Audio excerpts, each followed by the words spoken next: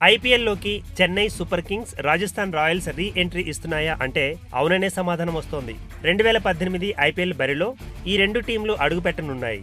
Spot fixing ఆరోపణలు ఎదుర్కొంటున్న ఈ రెండు జట్లపై 2 ఏళ్ల పాటు నిషేధం విధించింది సుప్రీంకోర్టు. దీంతో 2016, 2017 ఐపీఎల్ సీజన్లకు దూరమయ్యాయి. రెండు టీంలలోని సభ్యులను వేరే ఫ్రాంచైజీలు వేలంలో కొనుగోలు చేశాయి. ఈ ఏడాదితో నిషేధం పూర్తి కానుండటంతో 2018 ఐపీఎల్లో రీ ఎంట్రీకి అడ్డంకులు తొలగిపోయినట్లయింది. దీంతో బీసీసీఐ చెన్నై, రాజస్థాన్ జట్ల రీ ఎంట్రీ కోసం ఏర్పాట్లు మొదలుపెట్టింది. ఇందులో భాగంగానే పలు ఫ్రాంచైజీలతో బీసీసీఐ సిబ్బంది చర్చలు జరుపుతున్నారు. టెండర్లను కూడా ఆహ్వానిస్తున్నారు. ప్రస్తుత సీజన్లో రైజింగ్ పూణే సూపర్ జైంట్ తరపున ఆడబోతున్న మహేంద్ర సింగ్ ధోని తిరిగి చెన్నై జట్టులో చేరుతున్నట్టు సమాచారం. రాజస్థాన్ రాయల్స్ జట్టు 2018 ఐపీఎల్లో కొత్త పేరుతో బరిలోకి దిగనుందట. ఈ వీడియో గనుక మీకు నచ్చినట్టయితే లైక్ చేయండి, షేర్ చేయండి.